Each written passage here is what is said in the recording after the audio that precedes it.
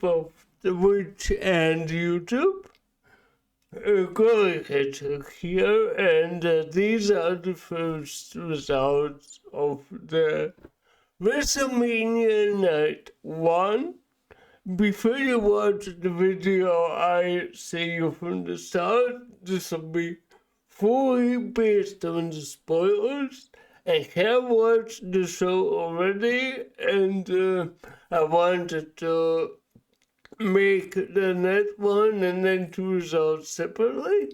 So before you watch it, you can watch my prediction video. I will link it above, somewhere there.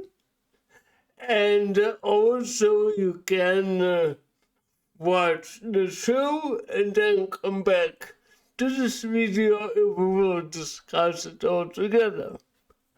So without further ado, I give you 5 last seconds before I review the final results of night 1. And we'll go match by match on them. So 3, 2, 1, and boom. These are the results of the show.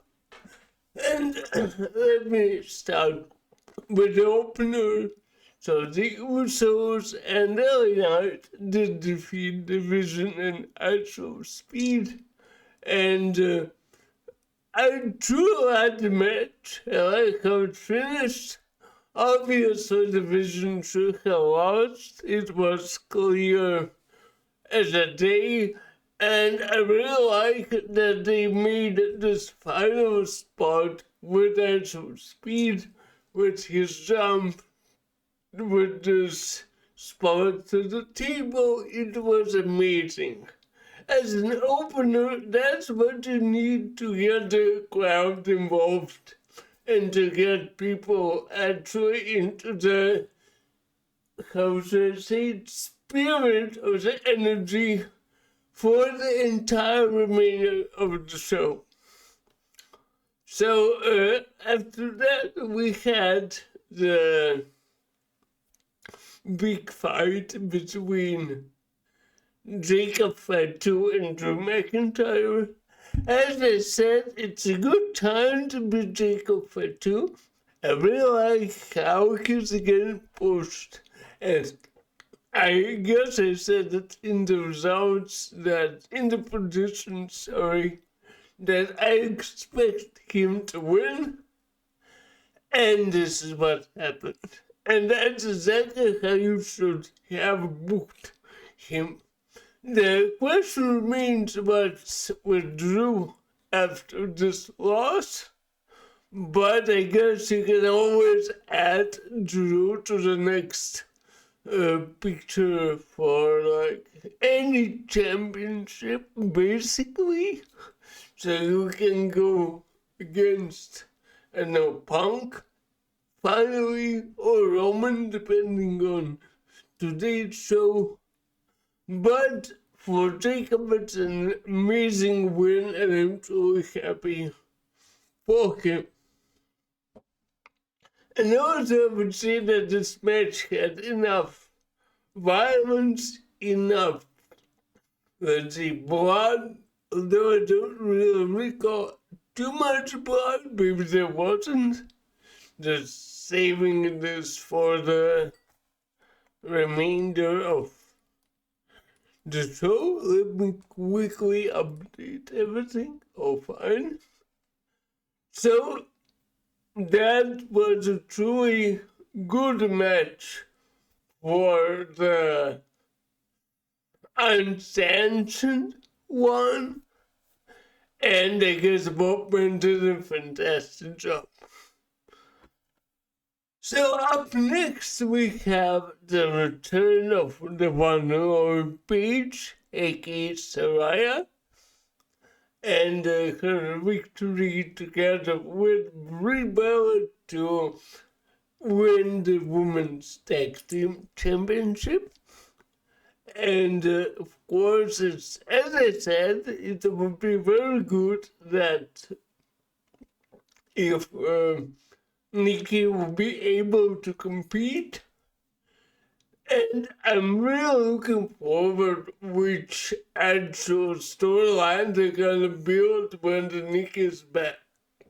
Will they have this, like, who's the real champ thing, or with the tension between Paige and Nikki? So we're gonna see that. But when I was watching the match, I realized how should I put it?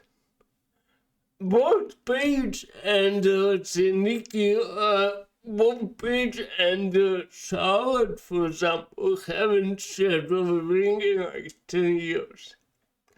And what's a bit scary to me is that when they look at themselves, when they look at the match, I realize that, how should I put it even? That these ladies bring out of me more involvement and more interest in the show than the new generation. Like, we'll talk about it in a second, but I truly think that it was a good call, and it really makes me sad that Nikki could not participate in this match. I guess it would be very, very nice. So speaking of another championship change, we got Becky defeat AJ Lee in a very weird spot. Very weird spot with the turnbuckle. And I don't know, to be honest. I don't think I want to see the continuation of this feud, which will obviously happen. And I guess we'll have a rematch at Backlash. And I'm not sure I'm too happy about it, to be fair. I think that they should have kept this time the belt on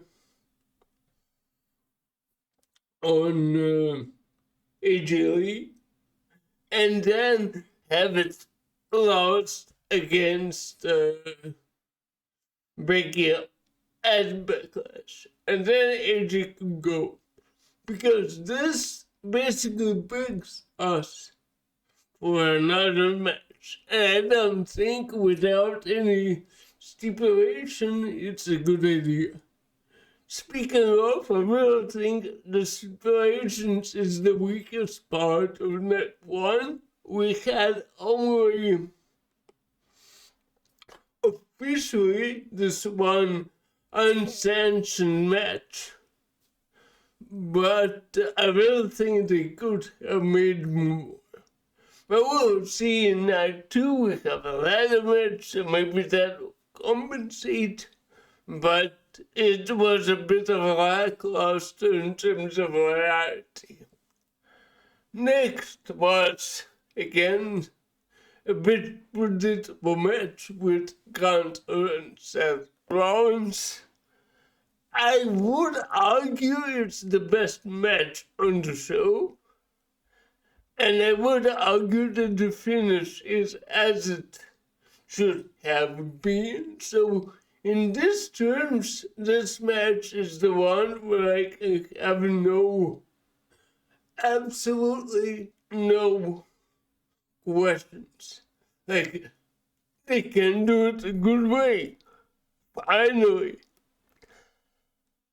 And then we had again Liv versus Steph, and this was the weirdest match for me because the finish of this match was so bad. I mean, I like that Liv won, and if you go to my prediction, I said I want Liv to win. But this final sequence, like final 2 minutes of the match, was so chaotic and so, I know you had a show for 3.5 hours. Of course, in some of my voice, I haven't slept well because it was checking the results, etc. But for God's sake, you have 3.5 hours show and you still manage to cut time. Why? You could have half an hour more. Split this half an hour between women's tag team, women's championship, and let's say Jacob and Drew. Have 4 hour show and it will be a masterpiece. But we have what we have.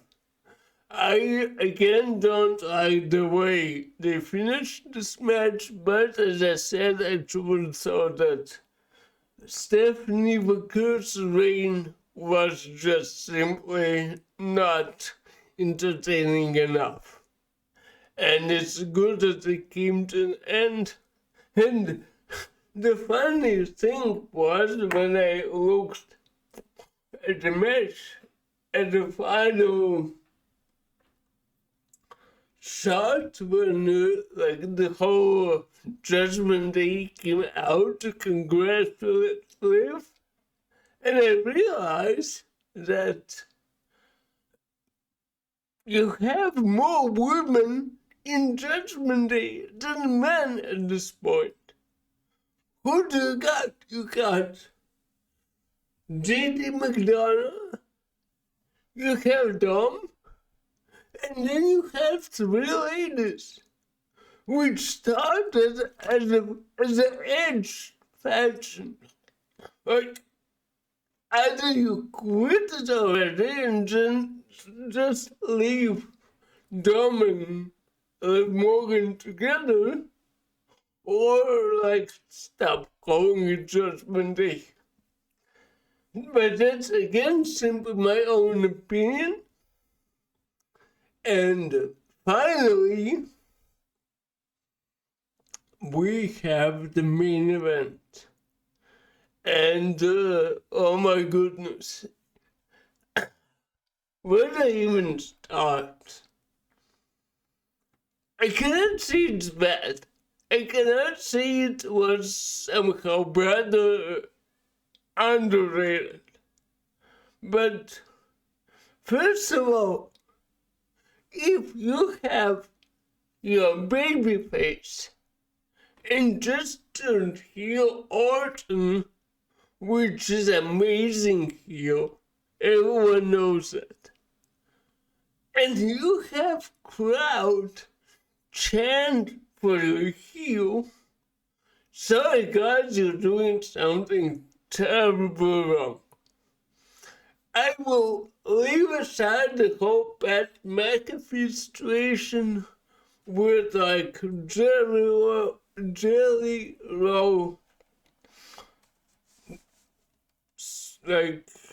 putting someone to a table.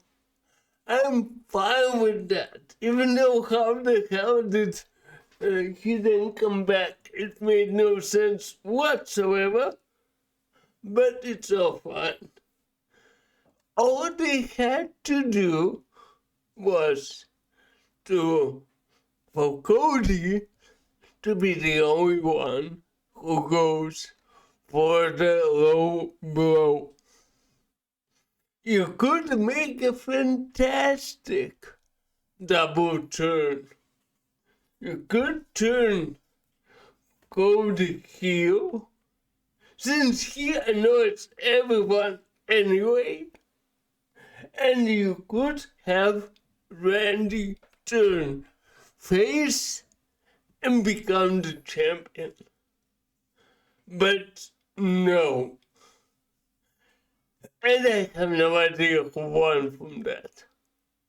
What I can definitely say is the crowd and we as fans didn't gain anything from this result. And it's truly unclear to me what's the point here. You know, it's very similar to how people wanted to have Roman Reigns as a heel back in, let's say, 2018, 2019, 2020, when he was on his, like, almost John Cena Terminator stuff. By the way, speaking of John Cena, he was amazing. And also, if by any chance she says that, big congrats to Bianca Belair. But for God's sake, you could make this main event being the best show part of the whole night one. Simply don't have Randy Orton going for the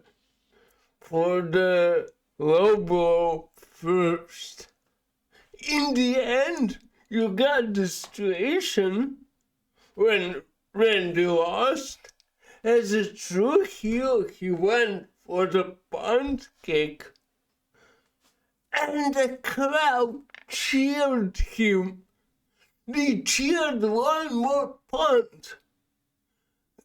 How in heavens, after this, you want to sell Cody Rhodes as your main babyface? And to be fair, this truly ruined the mood for me at the end of night one. I truly couldn't get over it. Like, even though there were some parts of this which were like, nah, not my style, but overall, I was very happy with results. Until I saw what they did to Cody and Randy. It made no sense for me. I hope we get some explanation on Raw, but I guess it will be another happy Cody and then either Gunther or someone else will just step up. But yeah. And funny enough, I don't know why Paul Heyman wasn't there this night. I said in the end of my predictions that I do think it should be Paul Heyman WrestleMania, and he could have appeared at least in the Gunther Seth Rollins fight, which would make sense. And this fight truly was, like, as I said, the best match of the show, no doubt, for me. And the return of Braun is very important. But I guess Paul should have appeared. But comparing to what they did, as I said, in the main event, missing Paul Heyman in this match is such a minor thing that I'm ready to say it doesn't matter. And both Gunther and Seth Rollins did amazing job. Give them 10 more minutes, that's either the match of the year. But so here we are. These are our first results. And we'll be back tomorrow to see also the results of night 2. However, must say tomorrow, maybe video will be a bit later since it's Monday, but I will be sure to also make it tomorrow so we can share the results of the second night of WrestleMania 42. With that being said,